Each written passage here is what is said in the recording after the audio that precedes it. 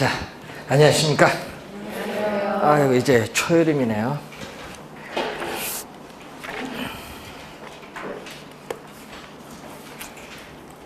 자, 우선 시험 문제도 우선 올해 출제가 예상되는 부분이죠. 그래서 여러분 요약집에 보시면은 179페이지에 올해 시험에 출제 우선 예상되는 상당히 중요한 부분입니다. 이 환원이율인데, 자, 여러분 저번 주 우리 마지막 시간에 환원이율 개념, 종류, 구조에 대해서 살펴봤는데, 자, 환원이율은요 작년 시험에도요 두 문제에 걸쳐서 프로젝트 파이낸싱 금융과 연결해서 두 문제를 냈어요. 그래서 환원이율은 뭐죠? 우리 거기 교재 보면 부동산 가격에 대한 순수익이 차지하는 비율이니까 부동산의 수익성을 나타내는 이율이거든요. 수익성을 나타내다 보니까 투자 금융에서 중요하죠. 수익률이 있느냐 없느냐. 그래서 이 내용이 여러분이 작년에 두 문제 금융과 연결해서 출제를 했어요. 개념 알아야 풀 수 있는 문제. 자, 그런데 문제는 또 환원 이율이 또 우리 평가에서 또 중요하거든요. 그래서 요즘 여러분 공인중개사분들이 요즘에 거래사례 비교법으로 배우셨던 요걸 가지고 평가를 자주 하는데, 문제는 이제 최근의 흐름은 우리가 상가 건물이라든지 이런 걸 평가를 할 때 수익환원법을 가지고 가격을 여러분이 어느 정도 이해를 해야 거래를 할 때 요거 좀 도움이 돼요.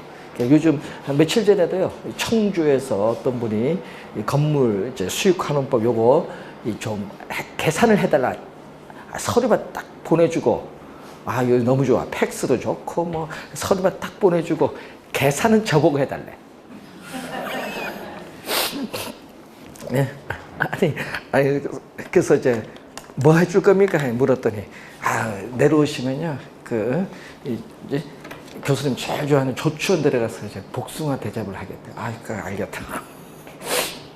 평가하는 건 이제 여러분들 용어를 좀 알아야 돼. 그래서 요즘 여기죠 의뢰하신 분들이 수익환원법으로 평가를 해서 상가 건물 적정 가격을 좀 가르쳐 달라 이렇게 요구를 해요, 공인중개사에게.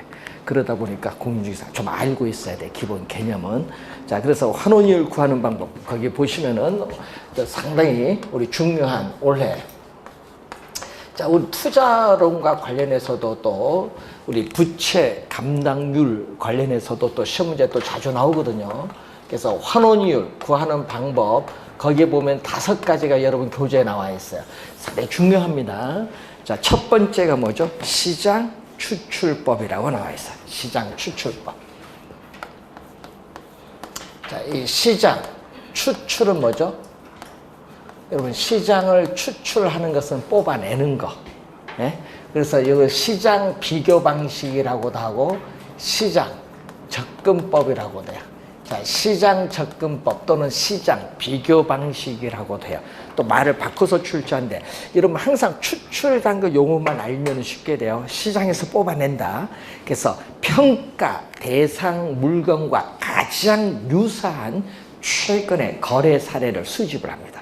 그럼 그 사례에서 뭐를? 환원 이율을 직접 추출하여 구하는 방법을 얘기해요.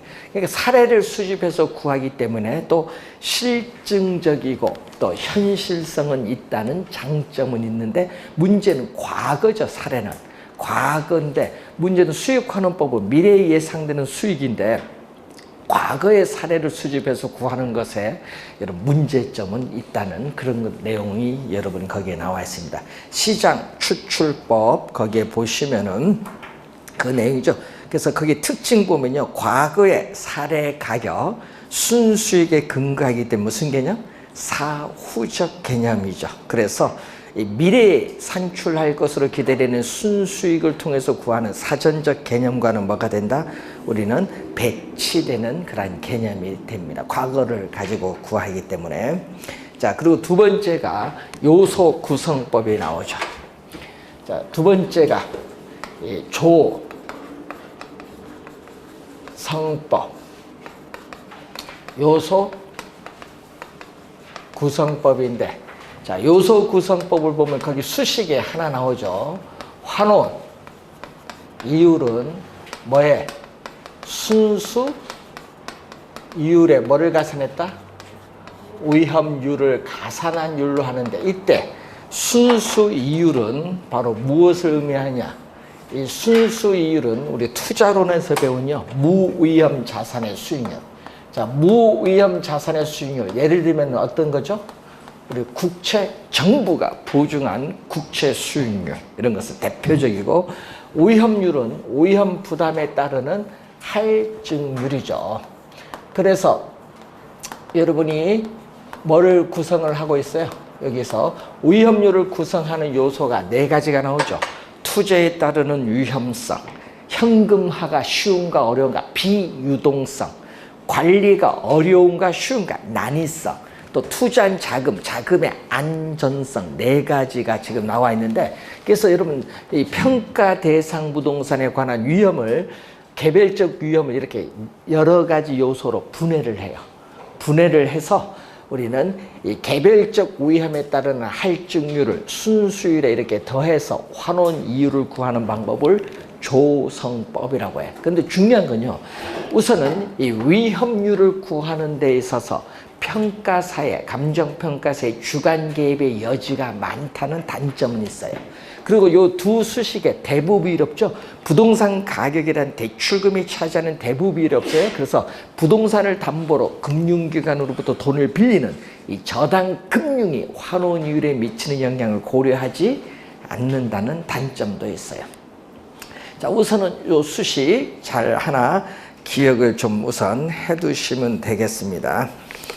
자, 그리고 여러분 교재에 180페이지에 오시면은 투자 결합법이 나오죠.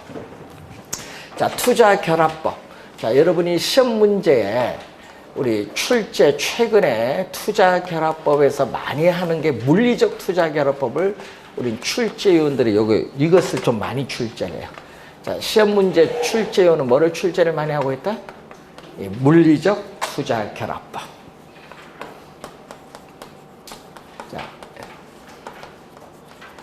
자, 여러분이 뭐다? 금융적 투자 결합법보다는 물리적 투자 결합법을 출제를 많이 하는데, 요거는 복합 부동산입니다. 자, 여러분이 한번 볼까요? 이 토지와 건물이 결합됐다. 자, 여러분이 우리 부동산 개념에서 토지와 건물이 결합돼요. 이때 건물은 뭐다? 철거를 하지 않는 한 서로 뗄래야 뗄 수 없어. 이런 관계를 무슨 전문용어로? 복합 부동산이에요. 그래서 여러분 항상 이 토지와 건물이 결합된 복합 부동산에 있어서의 순수익, 순수익은 뭐죠? 순영업소득을 줄임말입니다. 이 순수익, 즉 이 소득을 창출하는 부동산의 능력이 토지와 건물이 서로 다르며, 여기 포인트야. 서로 다르며, 동일한 게 아니라 서로 다르며 토지 소득, 건물 소득 분리될 수 있다는 가정에 근거해서 구하는 방법입니다. 그래서 여러분 서로 다르며 있다, 요 2가지가 포인트. 시험 문제 나올 때 개념. 자, 그래서 물리적 투자 결합법에 거기 서로 다르며 분리될 수 있다, 요 2가지가 포인트가 되죠. 그래서 거기 볼 때 수식 한번 여러분 볼까요? 거기 수식 봤더니 토지, 건물 2개 이상의 물건에 대해서 적용되는 종합환원이율인데, 아까 뭐라고 했죠? 토지, 건물이 분리됐어요. 이때 토지 투자자가 요구하는 수익률을 우리는 토지 환원 이율이라고 해요. 토지 환원 이율이고, 또 건물 투자자가 요구하는 수익률은 뭐죠? 건물 환원율입니다. 자, 이렇게 2가지로 이렇게 나눠요. 그러니까 토지, 건물 분리됐어요. 자, 그러면은 여러분 시험 문제 나올 때 요걸 공식은 요거는 좀 꼭 알아야 돼요. 계산 문제 자주 나오니까. 여러분이 이 토지, 건물, 이 전체 부동산 가격에서 토지 가격이 차지하는 비율, 요 토지 가격 구성 비율인데 이 가중치를 곱해줘요. 그리고 여기는 또 전체 부동산 가격에서 건물 가격이 차지하는 비율, 또 건물 가격 구성 비율, 이 가중치를 이렇게 곱해줘서 평균을 한 거예요. 이렇게 구하는 방법이 물리적 투자결합법. 자, 여러분 계산 문제와 관련해서 요 수식은 좀 중요해요. 요거는 꼭 기억을 해둬야 돼요. 물리적 투자결합법은. 자, 두 번째가 뭐죠? 물리적 투자결합법은 뭐가 없다. 또 대출을 안 받았거든요. 그래서 그걸 우리가 비판해서 나온 게 요거죠. 대출 받는 거. 금융기관으로부터 자금을 조달하는 거죠. 그래서 금융적 투자 결합법이 나와요. 자, 그러면은 이 금융적 투자 결합법 자금을 융통받는 거거든요. 그러면은 부동산을 취득하는데 내 돈, 남의 돈이 있는 거야. 융통을 받았으니까. 남의 돈이 들어간다. 타인 자본. 그래서 내 돈과 남의 돈으로 나눕니다. 자, 여러분 아까 환원이율은 수익률의 일종이죠. 자, 이 환원이율은 수익률의 일종인데 환원이율은 내 돈. 내 돈이 뭐죠? 지분 투자자가 요구하는 수익률을 전문용어로 뭐라고 한다? 지분 환원율이라고 하는데 지분을 우리 투자론에서 뭘로 배웠었어요, 여러분은? 지분은 자기 자본 환원 이율이에요. 그리고 또 뭐가 있다? 저당 투자자가 요구하는 수익률을 저당 환원율이라고 하는데 저당은 또 투자론에서 다른 말로 뭐라고 배우냐면은 타인 자본이에요. 그래서 자기 자본 환원율, 타인 자본 환원율인데 자, 그러면은 여기서 주의해야 될 것은 또 지분 투자자의 요구 수익률인 지분 환원율과 저당 투자자의 요구 수익률인 저당 환원율이 서로 또 뭐 다르다. 또 동일한 게 아니라 다릅니다. 서로 다르다는데 착안을 하는 거야. 그래서 투자 자본을 무슨 측면? 자금을 융통받는 금융적 측면에서 구분하는 방법을 금융적 투자 결합법. 서로 다릅니다. 동일한 게 아니다는 거 주의 좀 해두셔야 돼요. 그러면 여기 가중치를 곱해주는데 어떤 가중치? 여기는 부동산 가격에서 자기 자본이 차지하는 비율 뭐죠? 지분 비율. 또 부동산 가격에서 대출금이 차지하는 비율을 뭐죠? 저당 비율. 저당 비율을 다른 말로 뭐라고 한다? 저당 비율을 LTV, 대부 비율입니다. 저당 비율을 다른 용어로 대부 비율, LTV라고 해요.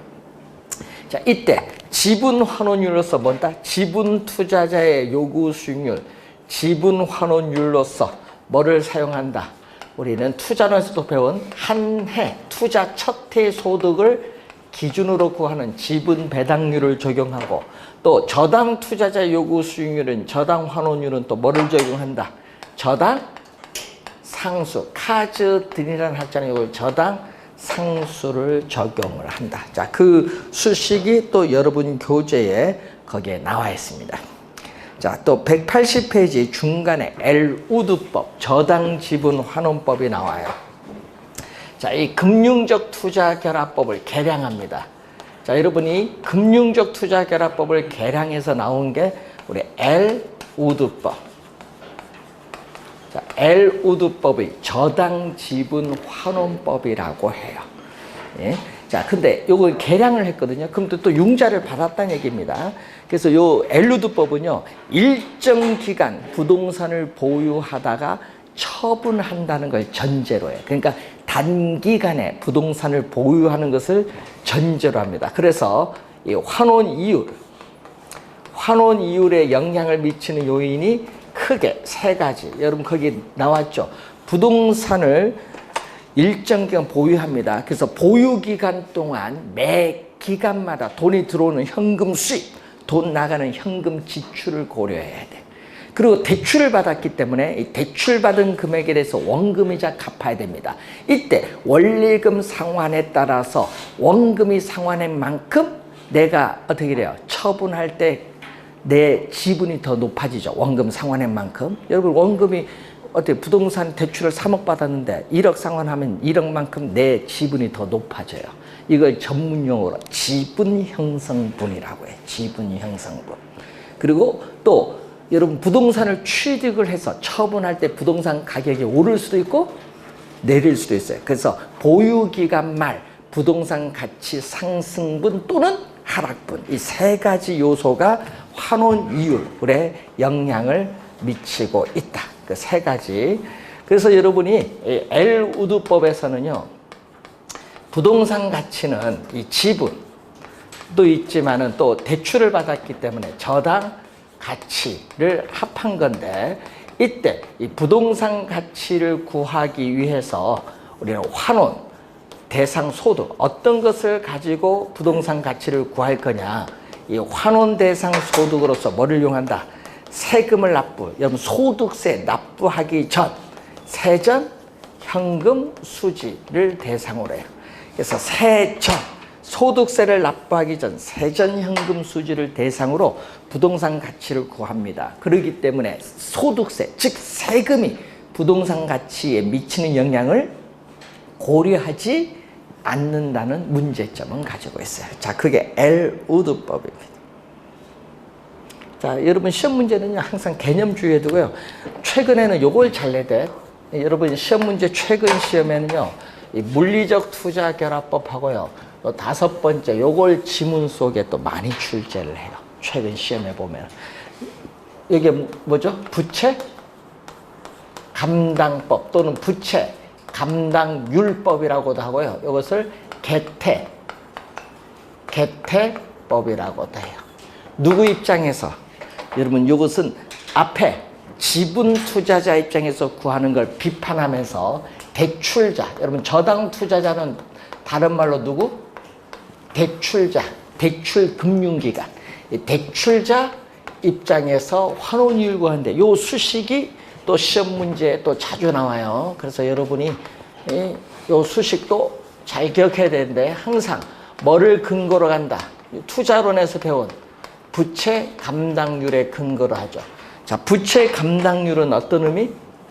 부채 감당률은 순 영업소득이 원리금 상환의 부채 서비스액의 몇 배가 되는가를 측정하는 지표인데 여기다가 또 뭐가 들어가죠? 부동산 가격에 대해서 대출금이 차지하는 비율, 대부 비율이 들어가고 이 대부 비율에 또 뭐를 곱해주죠? 저당 상수를 곱해줘. 자, 여러분 18회 시험에는요 요 네모 안에 들어갈 말 무엇입니까 물었고요. 또 23회는 요거 계산하는 문제 냈고요. 또 28회 시험에도 요 세 개 다 곱해서 계산하는 문제를 또 지문 속에 투자론에서 또 출제했어요. 그래서 여러분이 우리가 부채 감당률이 예를 들어서 이게 2다. 부채 감당률이 2다.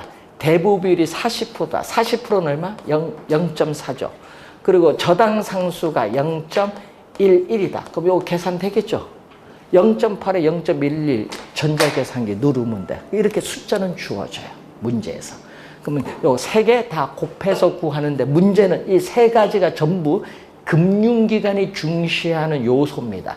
이걸 가지고 환원 이율, 수익률을 구하기 때문에 어떻게 돼요? 계산이 간편하고 객관적이야. 그런데 투자 의사결정 주체는 바로 여러분, 지분 투자자인데 금융기관 입장에서 구하기 때문에 지나치게 금융기관을 보호를 하고 있다는 비판을 받고 있는 내용입니다. 자, 시험 문제는요, 요 두 가지는 계산 문제와 관련해서 지문에 투자론과 연결해서 자주 나오거든요. 요 두 개는 꼭 기억을 좀 많이 해 두셔야 돼요.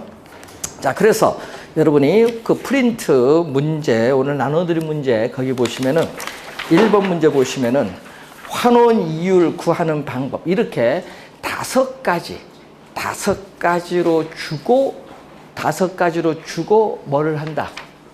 5가지로 주고 틀린 걸 찾아내는 것. 이런 문제 출제할 수도 있는데 정답은 5번이에요. 그러니까 5번이 뭐가 틀렸어요? 부채 감당법은 차입자가 아니죠. 차입자가 아니라 누구?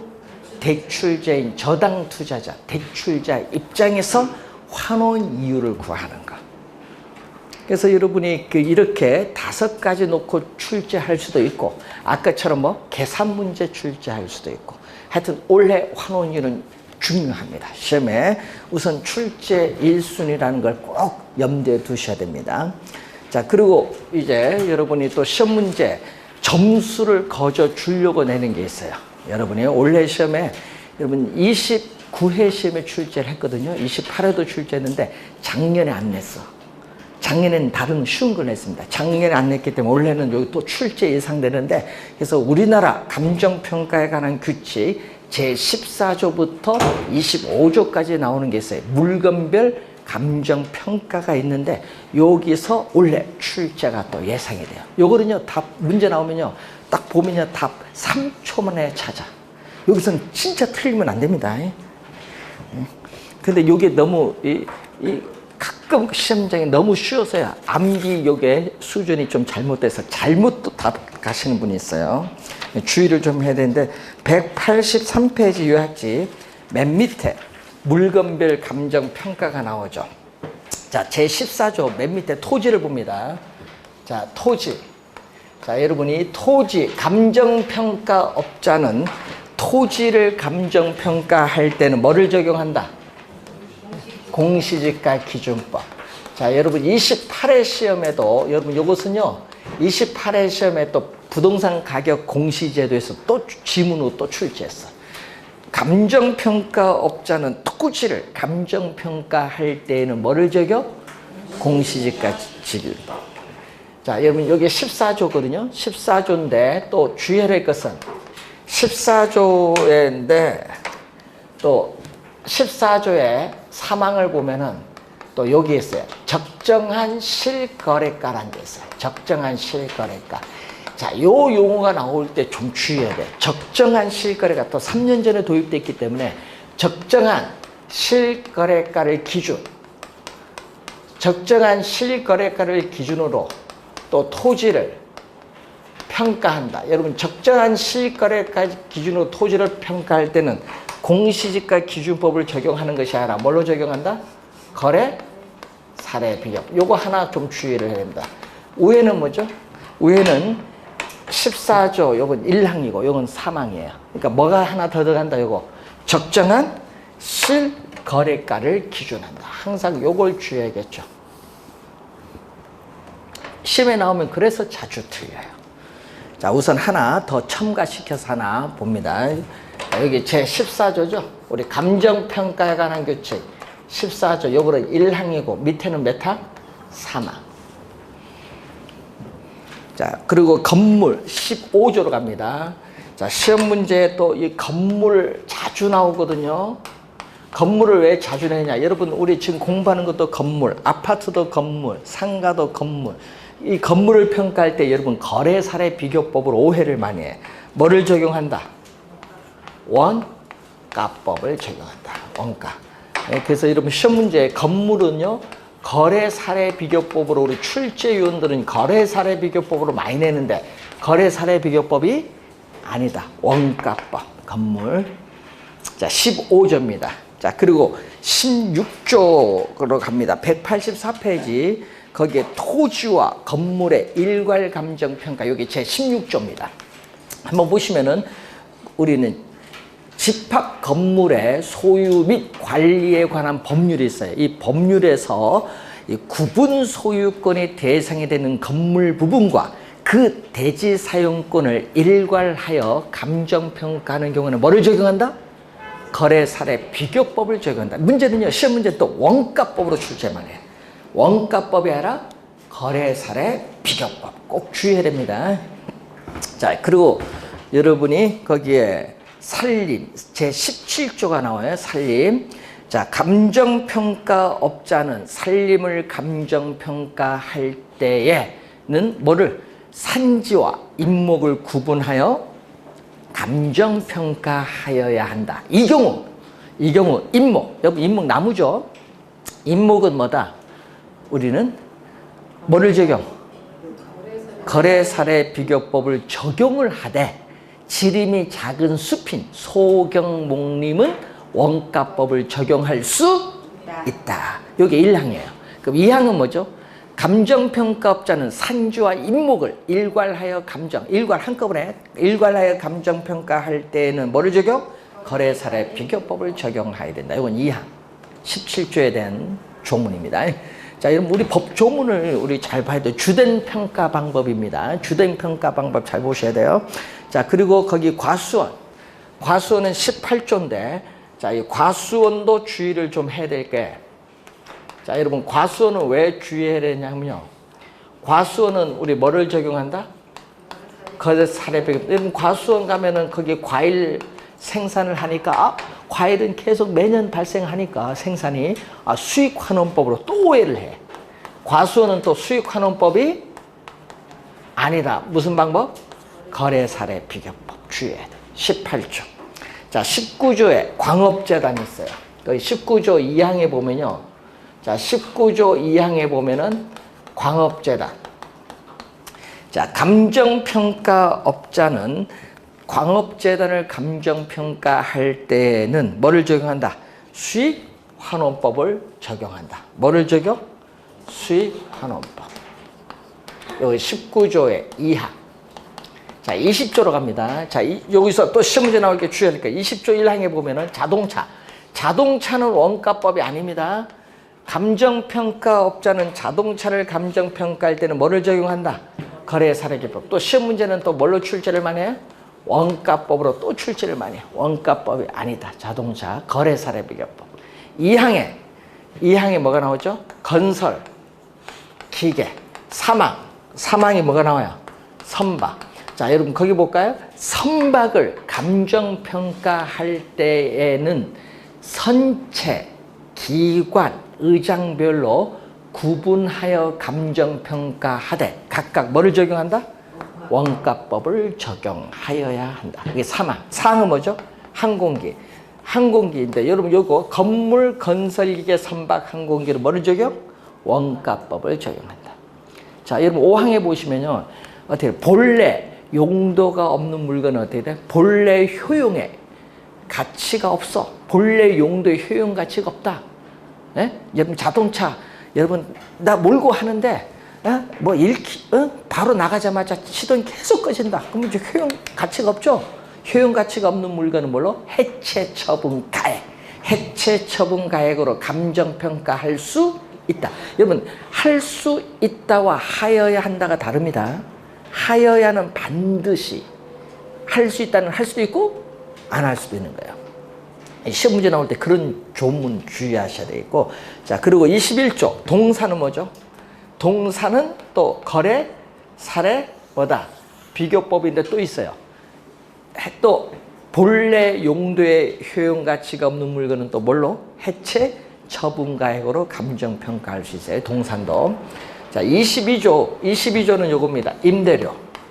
자, 요것도 임대료를 감정평가업자는 임대료를 감정평가할 때는 또 뭐를 적용한다? 임대사례 비교법을 적용을 하는데 여러분 시험 문제 또 한번 정답 물었어요. 뭘로 출제했냐 하면은 적산법으로 출제했어요. 요것도 정답으로 한번 물었거든요. 4년 전에 적산법이 아니라 임대사례 비교법. 주된 평가 방법 잘 알아두셔야 돼요. 항상 중요한 건 요겁니다. 자, 그리고 또 우리가 3조로 갑니다. 23조로 가는데, 자, 23조에 보시면은 23조의 사망에 보면 무형자산 나오거든요. 영업권, 특허권, 실용신앙권, 디자인권, 상표권, 저작권, 전용 측성 이용권, 그 밖에 뭐를 평가한다? 무형자산, 형태가 없는 자산. 이 무형자산을 감정평가할 때는 또 뭐를 적용한다? 수익환원법을 적용해야 된다. 예? 자, 주의를 하겠죠. 여러분, 영업권도 수익환원법이에요. 여러분, 우리 가끔 상가 건물 영업권 얘기 많이 나오자. 수익환원법을 가지고 적용해. 왜? 그 상가가 계속 일어난 수익이 발생할 거 아니에요. 자, 무형자산입니다. 그리고 거기에 또 제24조로 갑니다. 24조에 거기 보면은 상장 우리 채권이 있어요. 자, 맨 밑에 볼까요? 상장 채권을 보면은 뭐가 나온다? 우리가 거래사례 비교법. 자, 여러분 여러분 증권거래소에 상장이 되어 있잖아요. 그러면은 시세가 형성되어 있을 거 아니에요. 증권거래소에서 시세가 형성되어 있는 상장 채권은 뭐를 적용한다? 거래사례 비교법. 그런데 시세가 없어. 증권거래소에 상장이 되어 있잖아요. 그래서 시세가 형성되지 않은 채권. 시세가 형성되지 않는 채권이 뭐다? 비상장 채권은 뭐를 적용? 수익환원법을 적용. 자, 그리고 또 24조 3항에 가면은 또 이게 나오죠. 기업가치. 기업의 가치를 평가할 때는 또 뭐를 적용한다? 수익환원법을 적용한다. 자, 여러분, 우리 지금 하이니스가 어디로 넘어갔어요? 지금 앞에 뭐 붙어요? SK 하이닉스인데 여기에 상당히 이게 흥망성쇠가 좀 있어요. 이 하이닉스가 원래는 어디예요? 원래 하이닉스가 현대전자, LG 반도체 요 두 회사가 합병을 했어요. 합병을 할 때 평가를 해야겠죠. 합병하면 평가를 해야 되잖아요. 평가를 하는데 현대전자 평가 금액과 LG 반도체 평가 금액 1조 원 정도 차이가 있어요. 큰 돈이요. 여기 남인이 몇 개 1조 원이면. 평생 먹어도 없는데. 그러니까 어떻게 불만이 있겠죠. LG 반도체에서. 예? 현대전자가 현대 하이닉스로 바뀐 거 아니에요. 근데 그때 불만이 있는 거야. 왜 우리는 이게 적냐? 뭐를 평가 뭐 갖고 해야 돼? 수익환원법이지. 누가 평가해야 돼? 기업 가치 평가 전문가가 해야지. 맞잖아요. 근데 이것을 공인회계사가 평가하면 돼. 여러분 공인회계사가 뭐예요? 예? 3일 회계법인 공인회계사가 뭐예요? 그들은 회사에 대해서 뭐만 해야 돼? 회계 감사, 뭐 회계 부정이냐 요것만 잘 판단해서 적정, 한정, 유견 요것만 표시하면 돼요. 대차절표 가지고 우리 그때 당시 재무제표 가지고. 그런데 문제는 이걸 평가를 한다. 기업 합병을. 그럼 전문가들 모여야지. 공인회계사들 모여서 평가하면 되나? 이 전문가들 각 전문가들 모여야 되는데 문제는 평가를 잘못한 거야. 3일 회계법에 대해서 소송했죠. 3일 회계법에서 자기들이 소송한 거예요. LG 반도체니까 소송을 했는데 어떻게 돼? 소송 관할법원이 미국이에요. 현대전자는 미국 전문가에게 맡겼고 우리는 3일 회계법에 맡긴 게 LG 반도체는. 결국 LG가 졌죠. 소송에서. 왜 진 줄 아세요? 수익환원법 가지고 평가를 해야 되는데 기업가치 평가 전문가들이 미국의 기업가치 전문가들이 많아요. 합병에 있어서. 그런데 문제는 그 각종 특허 있죠. 반도체 특허 있잖아. 특허, 시장 점유율, 앞으로 20년간에 들어오는 예상되는 수익 이걸 다 평가한 거야. 뭐 수치로. 근데 문제는 회계법에서 그 수치로 평가했어요? 그 법원에 가서 보니까 수치로 딱 나오니까 바로 덮어서 졌습니다. 이렇게 해줘요. 당연해요. 말장난이 안 통합니다. 그래서 전문가가 평가해야 돼요. 우리나라는요, 이 변호사고 감정적 공인에서 본인들이 다 하려니까 안 되지. 자, 여러분 특허 소송 같은 거 변호사가 전문가가 아니면 못해요. 그러니까 누가 있는 거예요? 특허 전문 변호사가 있어요. 예를 들어서 나가 전자공학 쪽 전공해서 변호사 됐다 이런 사람도 괜찮아. 그런데 안 되잖아요. 일반적으로 문과 나서 변호사 된 사람은 기술이 없잖아요. 그러다 보니까 변호하면 100% 져요. 거의 전문가한테 맡겨야 돼. 그럼 누구한테 맡겨야 돼? 그러니까 그 관련 전문 변리사한테 맡기는 거야. 그러니까 변리사 특허 전문 변호사로 가잖아요. 그러니까 뭐든지 얘기 있어요. 전문가한테 맡겨야 되는 거예요. 그래서 여러분도 어떻게 돼요? 공인중개사한테 변호사들이 묻는 경우도 많아요. 왜?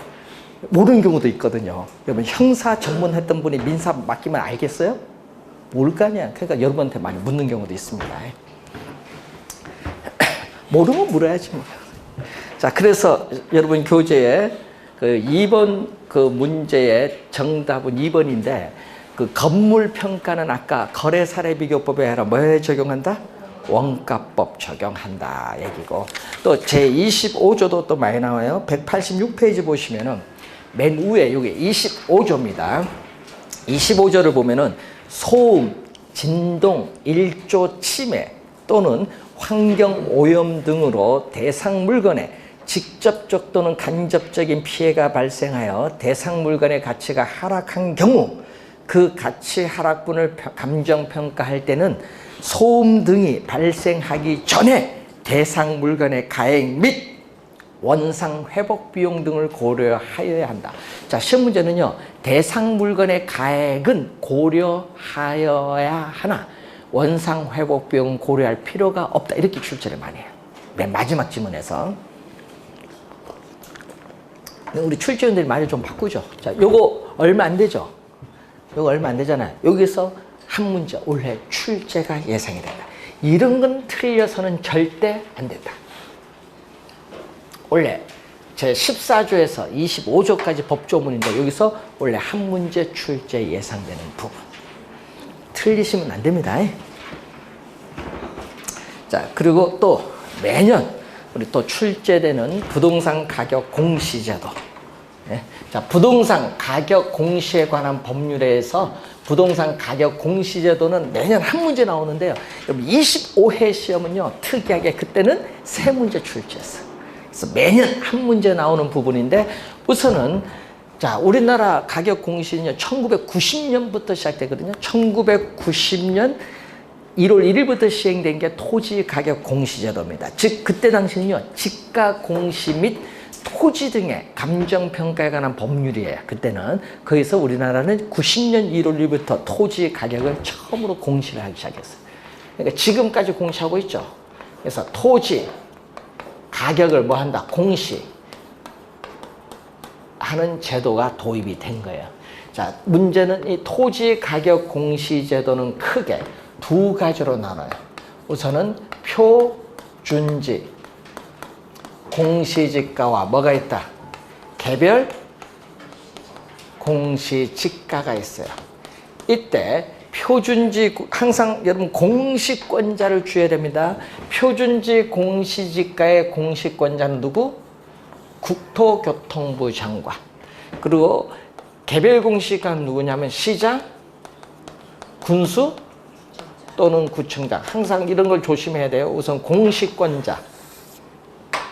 자, 여러분 시험 문제에 여러분 3년 전에 이런 질문 떴어요. 여러분 부동산 정책 이론에 이런 문제 떴어요. 정책 이론에. 그게 정답입니다. 정책 문제, 예를 들어서 여러분 22번 문제에 딱 나왔는데 거기에 이 문제가 보기 중에 이 문제가 정답이었어요. 자, 여러분 이렇게 출제했거든요. 국토교통부 장관은 개별 공시지가를 공시한다. 틀렸죠? 그게 정답이었어요. 점수 거저 주는 거예요. 뭐만 알아도 한 문제 맞추는 거예요. 공시권자 정확히. 표준지 공시지가는 국토교통부 장관, 개별 공시지가는 시장, 군수 또는 구청장. 자, 우선은 표준지 공시지가의 개념부터 우선은 확인을 한번 해보는데, 자, 여러분 교재 186페이지 보시면은, 자, 토지 이용 상황이나 주변 환경, 그 밖에 자연적 사회적 조건이 일반적으로 유사하다고 인정되는 일단의 토지, 요 일단의 토지 중에서 선정한 표준지에 대하여 매년 공시 기준일 현재, 여러분 공시 기준일은 뭐죠? 1월 1일. 자, 여러분 아까 이제 교재나 이런 데 있다 보면 공시 기준이 나오는데, 요것도 한번 지문에 출제했었죠. 4년 전에. 공시 기준일은 1월 1일로 본다. 근데 뭐와 다르다? 공시일과 달라요. 예? 표준지 공시가는 공시일이 보통 2월 28일이거든요. 공시 기준일과 다른 용어입니다. 공시 기준일 현재 뭐죠? 단위 면적당 적정 가격입니다. 뭐가 돼? 공시 기준일 현재 단위 면적은 뭘로 보죠? 1제곱미터. 3.3이 아니다. 여러분 3.3은 뭐예요? 평이에요, 평. 평당 가격이 아니라 뭐죠? 1제곱미터. 이 단위 면적당 가격.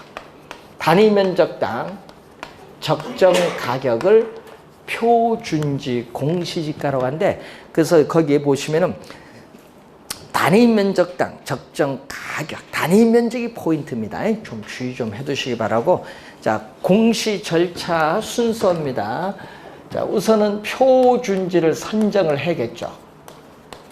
자, 선정 기준에 따라 우리나라는 거의 50만, 여러분이 토지 거래의 대상이 되는 토지 중에서 우리는 거의 50만 필지를 선정을 해요. 그러면은 표준지를 선정했으니까 표준지의 가격을 뭐 해야 되냐면 조사, 평가를 해야 돼. 주의해야 될 건요, 국토교통부 장관일 때는 중앙이고요, 시장, 군수, 구청장일 때는 시군구입니다. 그래서 국토교통부 장관일 때는 중앙, 부동산, 가격, 공시위원회에 뭐를 거친다? 심의. 여기서 또 주의해야 할 것은 조사, 평가를 먼저 하고 심의는 뭐 한다? 나중.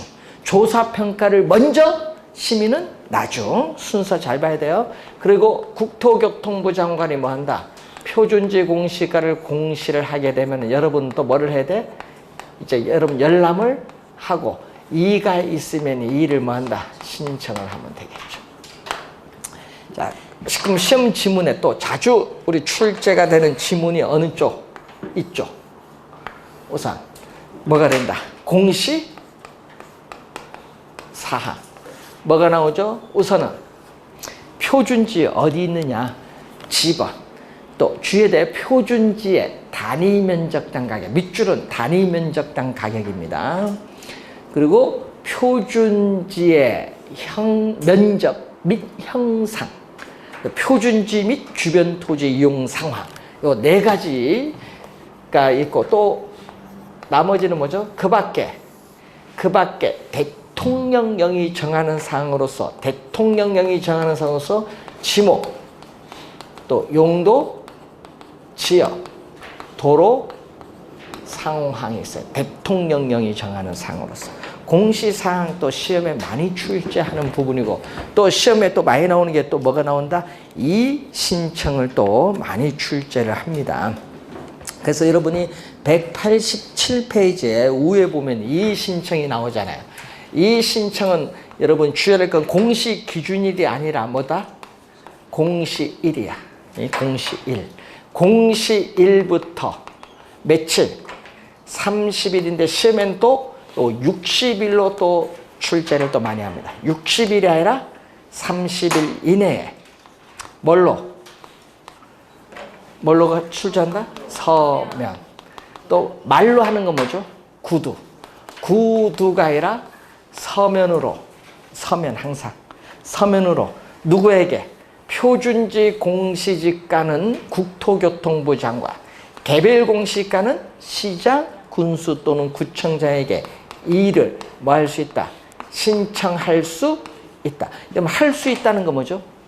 할 수도 있고 안 할 수도 있어요. 그럼 이 말은요. 이를 신청하지 않고요. 바로 행정소송을 제기할 수 있어요. 여러분 이를 신청하는 것은 행정심판법상의 행정 절차예요. 그러기 때문에 이거 신청하지 않고 바로 불복해서 뭐를 한다? 네? 행정소송 바로 제기할 수도 있어요. 그냥 할 수 있다. 그래서. 네. 자, 그리고 또 이 신청 기간이 뭐 한 날부터 여러분 이 신청이 있은 날, 이 신청을 받은 날 이렇게 출제를 많이 해요. 이 신청이 있은 날, 이 신청을 받은 날이 아니라 이 신청 기간이 뭐 한 날부터 만료된 날. 말장난 진짜 심해요. 네. 아차하는 순간 또 틀립니다. 이 신청 기간이 또 만료된 날부터 또 며칠? 60일이 아니라 또 며칠? 30일. 앞에 30 합쳐서 또 60일로 또 출제를 많이 하거든요. 30일 이내에 이 신청을 심사하여 그 결과를 신청인에게 서면으로 뭐 한다? 통지하여야 한다. 하여는 반드시입니다. 자, 그래서 국토교통부 장관은 이 신청 내용이 타당하다고 인정될 때에는 해당 표준지 공시가를 조정하여 다시 공시하여야 한다. 그럼 이 신청한 사람 누구? 여러분 이의가 있는 자는 토지 소유자, 토지 이용자, 그 밖에 법률상 이해의 관계를 가진 자가 이의를 신청할 수 있습니다. 자, 여러분 교재 187페이지에 거기 표준지 공시가 회로 요거 29회 시험에 한 문제도 출제했고 또 작년에 또 보기로 또 출제했어. 시험에 많이 나오는 또 조문입니다. 자, 효력을 보면요. 토지 시장의 지가 정보를 토지 가격 정보를 제공하고 일반적인 토지 거래 지표의 동그라미. 이 기준이 아닙니다. 여러분 기준은 법적인 공적 구속력이 있는 거고요. 지표는 법적 구속력이 없어요. 자, 여러분 토지 거래를 할 때 표준지 공시가로 거래하는 게 아니잖아요. 그렇죠? 법적 구속력이 없는 거예요. 그런데 세 번째, 네 번째에서 잘 틀려. 29에도 여기서 말을 바꾸잖아요. 자, 뭐가 있어요? 세 번째, 국가, 지방자치단체 등이 업무와 관련하여 지가 산정의 기준. 산정은 구하는 겁니다. 지가 산정의 기준. 그리고 네 번째가 감정평가업자가 개별적으로 토지를 감정평가하는 경우에 뭐가 된다? 기준이 된다. 효력, 요 네 가지 자주 냅니다. 자, 자, 표준지 공시가 효력 보고 또 적용 보세요. 25회 시험에 또 출제된 적용. 공공용지의 매수 및 토지의 수용 사용에 따른 보상. 자, 여러분 우리 신도시를 개발하기 위해서 토지를 수용을 했어요. 예? 정부가 수용하면 보상을 해줘야 돼. 이때 보상평가를 할 때는 뭐를 적용한다? 표준지 공시지가를 적용한다. 주의할 건요. 표준지 공시가를 적용할 때 공인중개사는 이걸 알아야 돼. 그러면 언제 적용할 거냐 이게 표준지 공시가.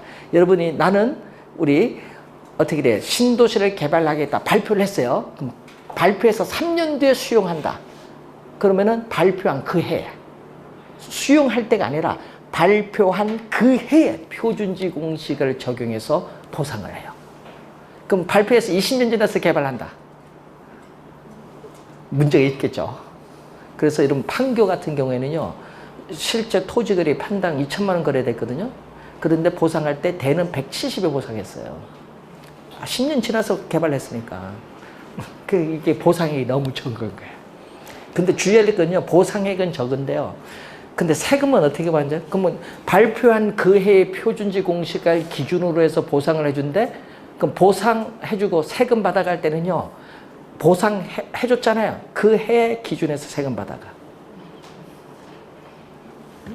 세금 가끔 이제 내잖아요.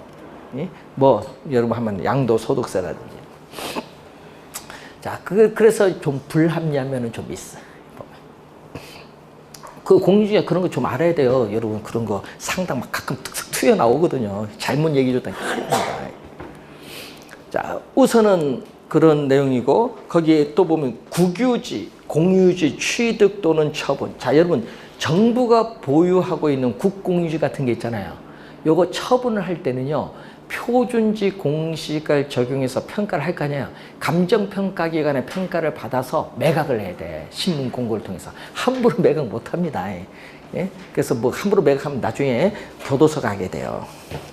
자, 거기 보면 국토의 계획 및 이용에 관한 법률 또는 그 밖의 법령에 따라 조성된 용지, 뭐 주거용지, 관광용지, 공업용지 이런 게 있잖아요. 용지 등의 공급 또는 분양. 자, 그리고 도시개발법에 따른 도시개발사업, 그리고 도시 및 주거환경정비법에 따른 정비사업. 정비사업 세 가지 우리 공법에서 배우잖아요. 그리고 농어촌 정비법에 따른 농업생산 기반 정비사업을 위한 환지, 채비지 매각 또는 환지 신청. 자, 토지의 관리, 매입, 매각. 여러분 우리 법원에 경매할 때 표준지 공시가 적용합니다. 그리고 또 뭐 우리 토지 자산 재평가하는 경우 있어요. 재평가 시에 이럴 경우에는 표준지 공시가를 적용한다. 자, 여러분 가끔 우리 법원 경매에서 여러분 토지를 낙찰받으려고 할 때 표준지 공시가를 적용하다 보면요. 실제 토지 거래 가격과 괴리가 많이 되죠. 괴리가. 실제 거래 가격과 괴리되는 게 많거든요. 그래서 현장 가서 서류를 떼보고 어떻게 돼? 실제 거래 가격 확인해서 차이가 많고 싸다. 표준지 공시가 경매 나오는 게. 그러면은 어떻게 해요? 법적으로 한번 확인해보고 그래서 이의 신청이라든지 여러 가지 봐야 될 거 아니야. 왜 경매 넘어왔는지 보고 어떻게 돼? 괜찮으면 매입해도 돼요. 낙찰 토지는. 근데 보통 보면요. 개발이 뭐 안 된다든지 뭐 해서 넘어오는 경우가 많기 때문에 한번 그것도 확인을 해 보셔야 돼. 서류 가지고. 자, 우선 표준지 공시가 적용하는 경우 우리 한번 25회 시험에 또 출제를 했습니다. 자, 개별 공시가는 누구? 시장, 군수 또는 구청장인데 거기 보시면은 자 밑에서 세 번째 누구? 시군구. 중앙이 아닙니다. 중앙. 뭐 시군구의 동그라미. 시군구 부동산 가격 공시위원회에 뭐를 심의를 거쳐 매년 공시 기준을 현재 관할 구역 아닙니다. 관할 구역 안에 개별 토지의 단위 면적당 가격을 결정 공시하고 이를 관계 행정기관 등에 제공 하이한. 하이한은 반드시죠. 왜? 세금 부과를 해야 되니까. 네? 자, 그래서 개별 공시지가는 언제까지 공시를 해야 되냐? 자, 여러분 지금 5월 달이죠. 언제까지? 이제 매년 얼마? 5월 31일. 5월 30일.